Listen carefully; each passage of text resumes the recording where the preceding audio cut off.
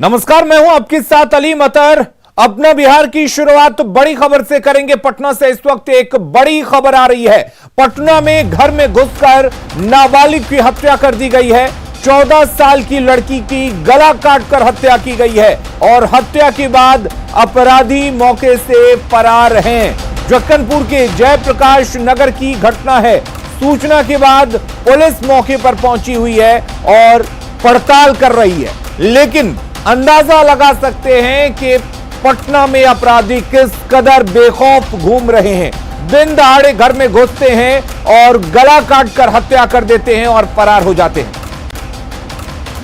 और संजय हमारे साथ जुड़े हुए हैं। संजय, क्या यह माना जाए कि अपराधियों में बिल्कुल डर नहीं है पुलिस का, जो इस तरीके से सरेआम हत्या की वारदातों को अंजाम देते फिर रहे हैं और पुलिस के हाथ खाली हैं? देखिए, निश्चित तौर पर सबसे बड़ी बात यह है कि अगर कोई अपने घर में सुरक्षित नहीं हो तो भला कहाँ सुरक्षित होगा। सड़क पर रहते हैं तो अपराधियों के शिकार हो जाते हैं, और घर में घुसकर कोई अगर अपराधी किसी की हत्या कर देता है। 14 साल की ये बच्ची है, नाबालिग बच्ची है, और गला रेतकर बेरहमी से इसकी हत्या की गई है। और उस घर में जहाँ पर वो अपने माता पिता के साथ रहती थी, बहुत सारे दूसरे लोग भी उसी मकान में रहते हैं, और जो लोग हैं वो बता रहे हैं कि किसी ने आवाज तक नहीं सुनी। बहुत अधिक संख्या स्टूडेंट्स की भी है जो उस वक्त पढ़ाई कर रहे थे उस घर में, और लोगों के लिए हैरानी की बात है कि कैसे कोई अपराधी घुसकर किसी की हत्या कर सकता है। बहरहाल फिलहाल मौके पर पुलिस पहुंच गई है और पूरे मामले की छानबीन कर रही है, लेकिन सबसे बड़ा सवाल यही है कि क्या वाकई में अपराधियों में पुलिस का इकबाल खत्म हो गया है, पुलिस का भय खत्म हो गया कि जो इस तरीके से आपराधिक घटनाओं को अंजाम दे रहे हैं। जी संजय, पुलिस क्या कह रही है या परिवार के लोग क्या कह रहे हैं? किसी पर शक? देखिए, परिवार वालों को कुछ समझ में नहीं आ रहा है। जाहिर सी बात है, बहुत बड़ी घटना है। माता पिता के साथ वो रहती थी, माँ बेहोश पड़ी हुई है घटना के बाद से। पुलिस अधिकारी जरूर मौके पर पहुंचे हैं, लेकिन वो अभी कुछ बताने को तैयार नहीं है। थोड़ी देर में आला अधिकारी आएंगे और अपने तरीके से पूरे मामले की छानबीन कर मीडिया को फिर वो बयान देंगे। जी संजय, आप जैसा कि बता रहे हैं कि ये अपने माँ बाप के साथ रहती थी, क्या ये पता चल पाया है कि उस वक्त घर में कौन कौन था और क्या अपराधी कब आए थे, कौन थे? किसी पर कुछ कहा जा रहा है? देखिए, उस वक्त उसके माता पिता घर में नहीं थे और वो घर में बच्ची अकेली थी।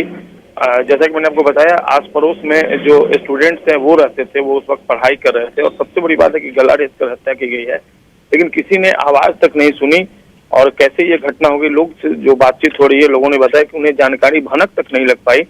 बाद में किसी को पता चला और उसके बाद सारी घटना जो है वो सामने आ रही है। पुलिस के लिए भी हतप्रभ का ये विषय है कि घर में घुसकर कोई कैसे किसी की हत्या कर सकता है, लेकिन किसी न किसी ने, जो आपराधिक तत्व है, उसने फायदा उठाया। घर में कोई पारिवारिक सदस्य नहीं था और इसी दौरान वो घर में घुसता है और फिर वो बेरहमी से हत्या कर वहां से निकल जाता है। जी अलीम।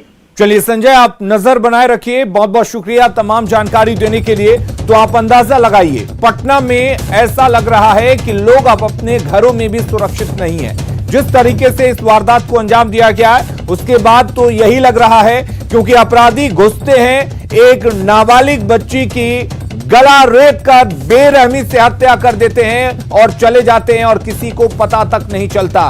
तो कुल मिलाकर अपराधी बेखौफ हैं और पटना पुलिस का डर बिल्कुल नहीं है।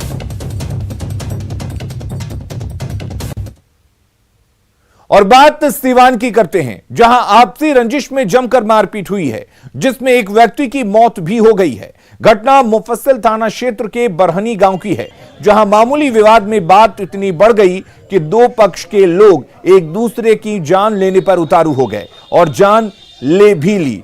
खूनी संघर्ष में भीगू यादव नामक एक व्यक्ति की मौत हो गई है। वहीं करीब आधा दर्जन लोग घायल हैं, जिससे महिलाएं भी शामिल हैं। सभी घायलों को इलाज के लिए सीवान के सदर अस्पताल में भर्ती कराया गया है। बताया जा रहा है कि घटना के बाद गांव में तनाव का माहौल बना हुआ है। वहीं पुलिस गांव पहुंचकर मामले की छानबीन में जुट गई है। सब लड़का सन के मार के बेहोश कर दिले वालो। कोई आदमी के कुछ भइल भी का? एक आदमी डेट खइले बारन। के हलन? हमारा आदमी हवन। ये बाजार करने जा रहा था। हाँ। तो लोग बाइक रुका था, बाइक छीन ले और मारने लगे। मार और को बेहोश कर दिया। हम लोग बाइक मांगने गए तो द्वार पर मारे। और पटना में राबड़ी आवास के बाहर दो पुलिसकर्मियों के बीच भिड़ंत हो गई। दोनों के बीच तू मैं की तस्वीर भी सामने आई है। एक राबड़ी आवास पर तैनात सुरक्षाकर्मी है तो दूसरे सचिवालय थाने के एसएचओ बताए जा रहे हैं। सुरक्षाकर्मी का कहना है कि सचिवालय एसएचओ इसी तरह से अक्सर करते हैं और आने वाले समर्थकों के लिए गलत शब्दों का इस्तेमाल करते हैं। ये सर आप देखिए, आप जो अभी बोल रहे हैं इस ढंग से नहीं बोल रहे हैं, तो उसको कहाँ हम बोले? सुनिए पहले आप पहले चमड़ी फाड़ सुनिए, सबको झूठे मत कराइए।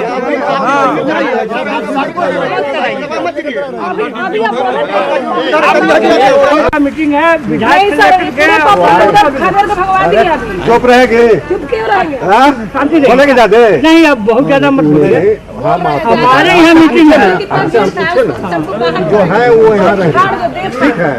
बाकी लोग आएंगे, लोग आएंगे।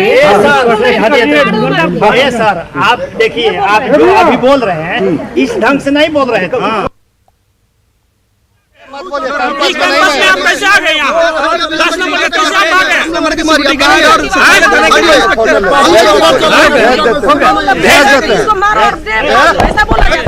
देखिए नौबत हाथापाई की भी आ गई है यहाँ पर, और देखिए जो सुरक्षा कर्मी है वो आपस में ही यहाँ पर भिड़ गए हैं। गोली से तोरा नहीं, कितना गोली चलाया।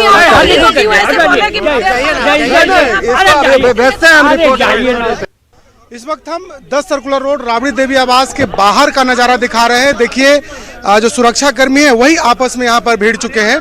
जो सचिवालय थाने की पुलिस है वो यहाँ पर मौजूद है, और दूसरी ओर तेजस्वी आवास या फिर कह लें कि राबड़ी देवी के आवास में जो सुरक्षा कर्मी है वो यहाँ पर भिड़े हुए हैं। और खास तौर पर देखिए इन दोनों के बीच तू मैं हो रही है, और आपत्तिजनक शब्दों का यहाँ इस्तेमाल भी किया जा रहा है। और ये देखिए यहाँ पर किस तरीके की यहाँ पर तस्वीर।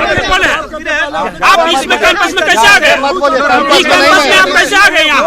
10 नंबर के कैसे आप आ गए?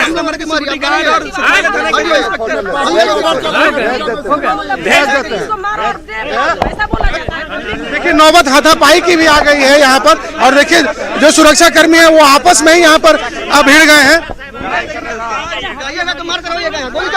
गोली से तोरा नहीं, कितना गोली चलाया।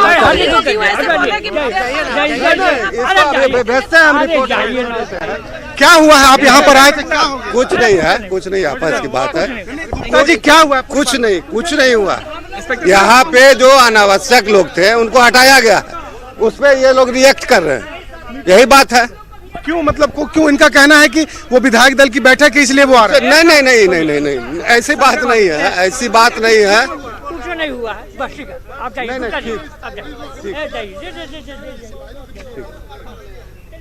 तो देखिए जो पुलिस है जिसकी ड्यूटी यहाँ पर लगाई गई थी, ताकि सीएम हाउस भी है और यहाँ पर राबड़ी देवी का आवास भी है, इसलिए कोई हंगामा न हो। क्या हुआ है मैडम? यहाँ पर ड्यूटी कर रहे हैं और आगे यहाँ पे पब्लिक आई थी, उन लोगों को बोल रहे हैं कि मार के भगा दो और दे फाड़ो इन लोग को। आप हम लोग यहाँ पे ड्यूटी कर रहे हैं, हम लोग को भी डांट रहे हैं। सचिवालय थाना से आए हुए हैं, बताइए हम लोग ड्यूटी अपना नहीं कर रहे। रोज होता है क्या यहाँ पर सचिवालय पुलिस आकर किस तरीके से? ऐसा करती है, ये जब आते हैं जब ये ऐसे ही करते रहते हैं, यही बराबर करते हैं। पब्लिक आई थी, आने का प्रवेश करने का थी है, इसमें आके हम लोग को भी डांट रहे हैं। क्या आप लोग को क्या बोलते हैं? कह रहे हैं मार के दे फाड़ दीजिए, उन लोग को बुलाइए। जो मिलने वाले आते हैं। हाँ, हम लोग सुरक्षा कर्मी ना हैं। तो देखिए ये राबड़ी देवी के आवास के बाहर जो सुरक्षा कर्मी है उनका कहना है कि जो लोग तेजस्वी यादव से मिलने आते हैं उन्हें सचिवालय पुलिस यहाँ से जबरन हटा देती है। आज भी चूंकि यहाँ विधायक दल की बैठक है और बैठक में कई लोग यहाँ आ रहे हैं, तो उन लोगों को पुलिस कह रही है कि यहाँ से हटाया जाए, जिसको लेकर के राबड़ी आवास के सुरक्षा कर्मियों में और सचिवालय थाने की पुलिस में जमकर तू मैं हुई, बात हाथापाई तक पहुंच चुकी है। कैमरा पर्सन मनीष के साथ शैलेंद्र, न्यूज़ 18 पटना। मीटिंग है विधायक तो सुरक्षा कर्मी और एसएचओ में किस तरीके से भिड़ंत हुई है आपने देखा, और किस तरीके से यहां पर बात हाथापाई तक पहुंच गई है। आपको बता दें कि राबड़ी आवास पर तैनात सुरक्षा कर्मियों ने पुलिस अधिकारी यानी कि जो सचिवालय थाना के एसएचओ हैं उन पर कई गंभीर आरोप लगाए हैं और कहा गया है कि ये अक्सर आकर इस तरह से व्यवहार करते हैं और सही तरीके से बातचीत नहीं करते, उन्हें अपना काम नहीं करने देते हैं। का कार्रवाई इन लोगों ने किया है तो निश्चित रूप से गलत है, क्योंकि जब नेता प्रतिपक्ष हैं तो इनके बाद इनसे मिलने के लिए बिहार के जितने भी पीड़ित लोग हैं, फरियादी हैं, वो आएंगे और सरकार के जो गलत नीति है, गलत कार्यक्रम है, गलत काम है, उसके बारे में इनको बताने के लिए आएंगे। इसके लिए यदि कोई पुलिसकर्मी इनसे मिलने के लिए रोकता है तो दैट इज वेरी रॉन्ग। इसकी जितनी भी निंदा की जाए कम है।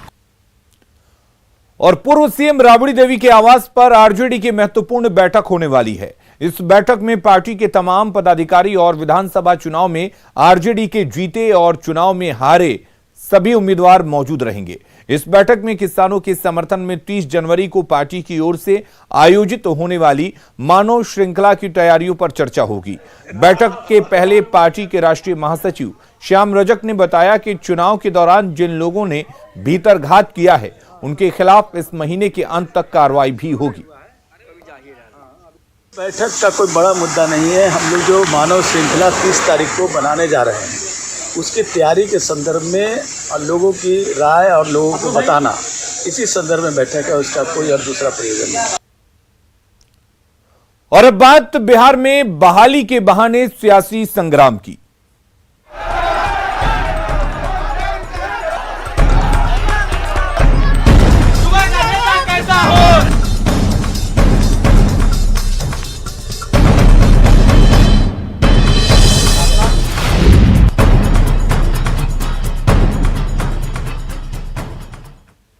तो शिक्षक अभ्यर्थियों के धरना प्रदर्शन पर सियासत जारी है। अभ्यर्थियों का कहना है कि हमें अपनी मांगों से मतलब है, किसी की राजनीति से कोई लेना देना नहीं है। उन्होंने सरकार से मांग की है कि उनकी मांगों पर उचित निर्देश दें और जल्द से जल्द काउंसलिंग की तारीख बताएं।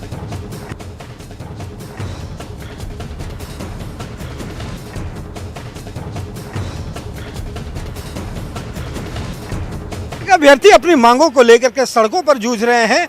ठंड के मौसम में भी उन पर लाठियां चलाई जाती हैं, लेकिन उसी के साथ साथ सियासत भी शुरू हो गई है। राजनीतिक दल इसमें जो है अपनी सियासत कर रहे हैं, लेकिन जो शिक्षक अभ्यर्थी है वो क्या सोचते हैं वो हमारे साथ है।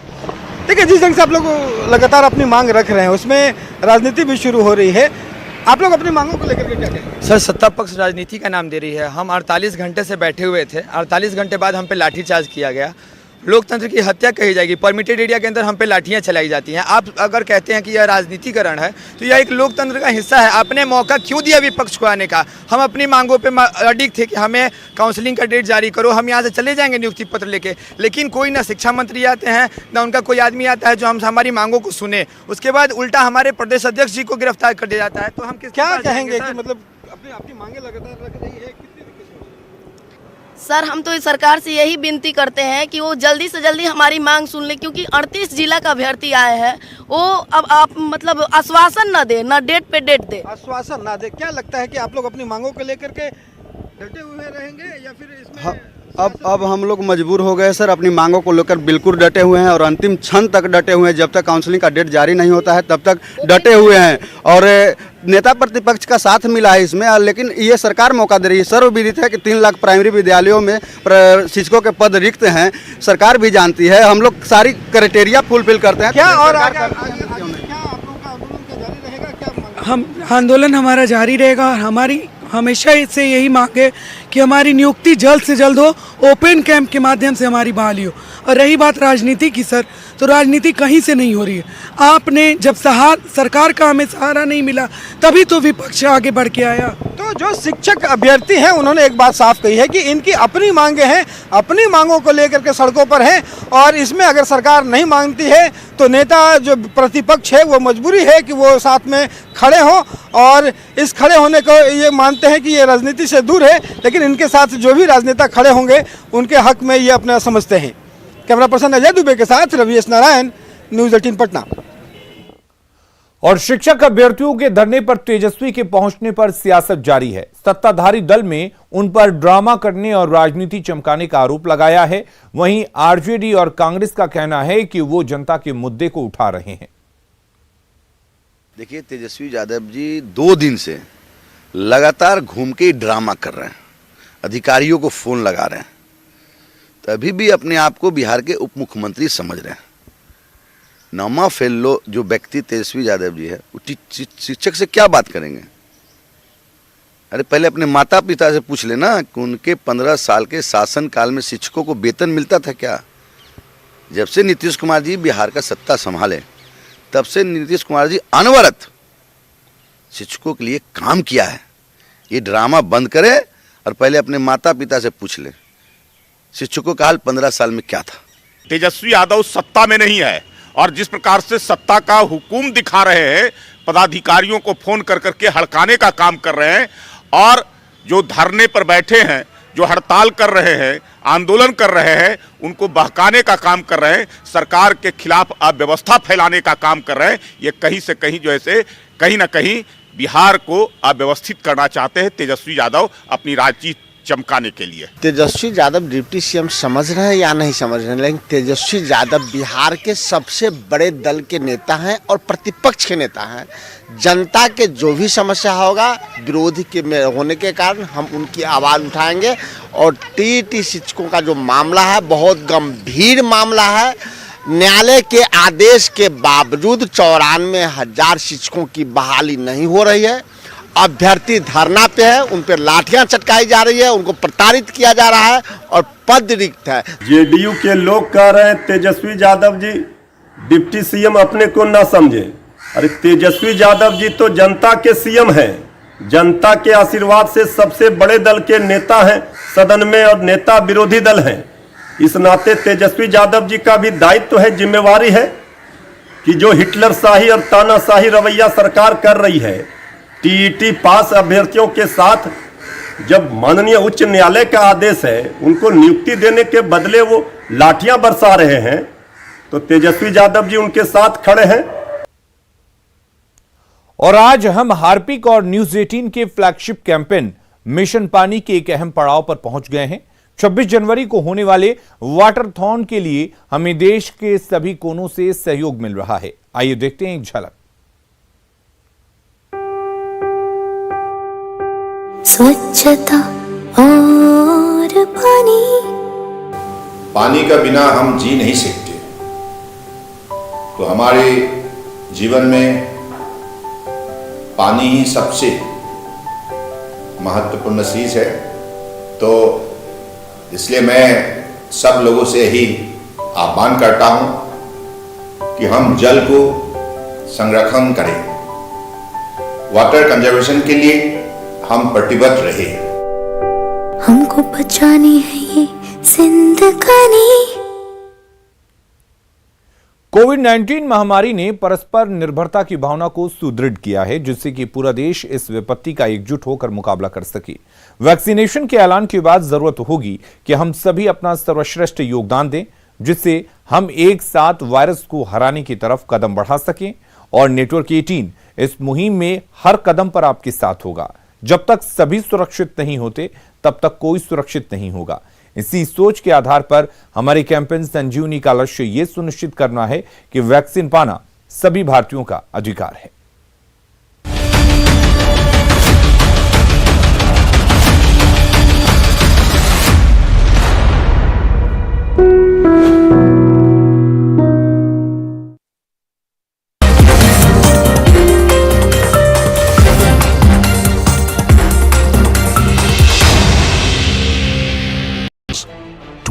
States, 1,200 plus reporters, 66.9 crore viewers. India's largest news network, News 18 Network.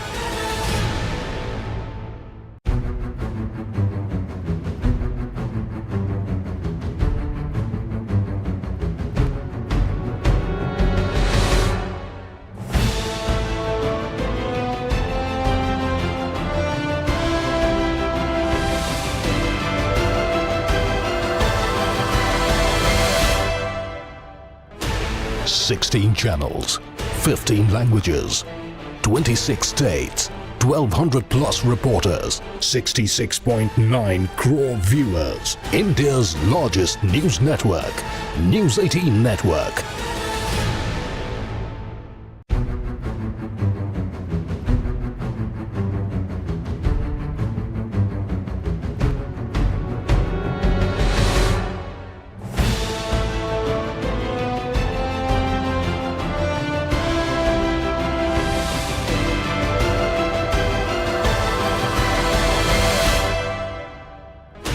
16 channels, 15 languages, 26 states, 1200 plus reporters, 66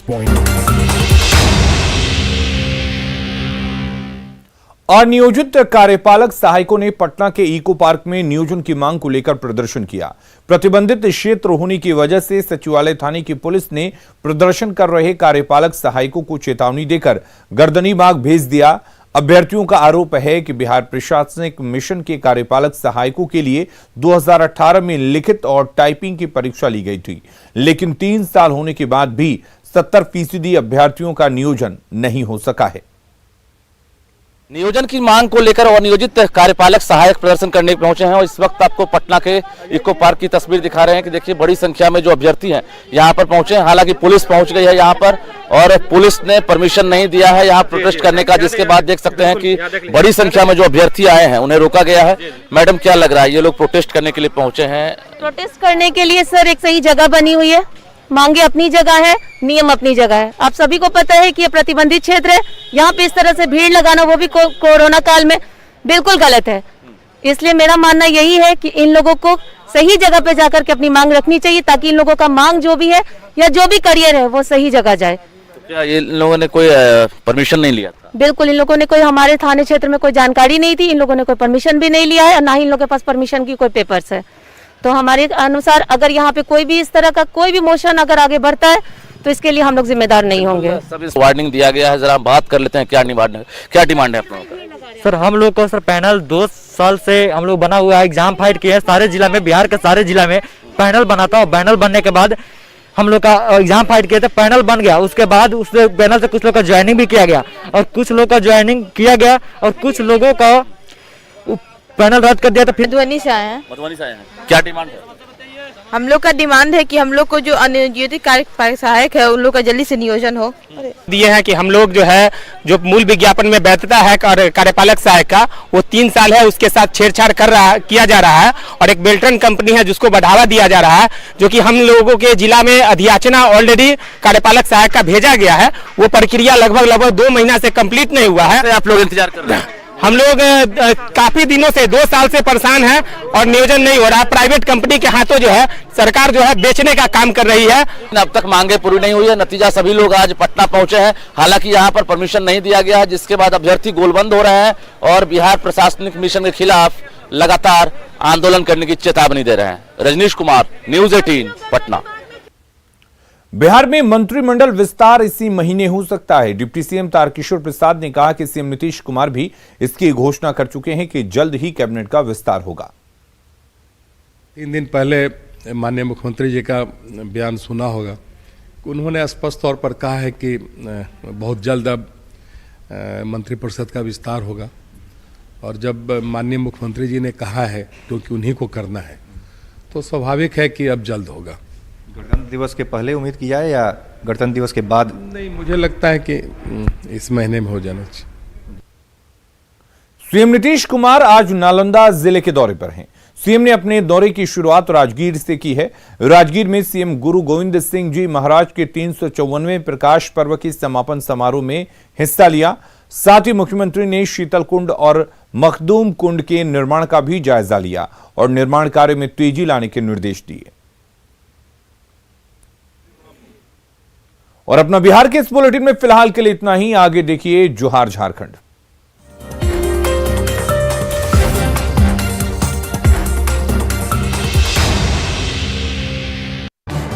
इस न्यूज हेडलाइंस के प्रायोजक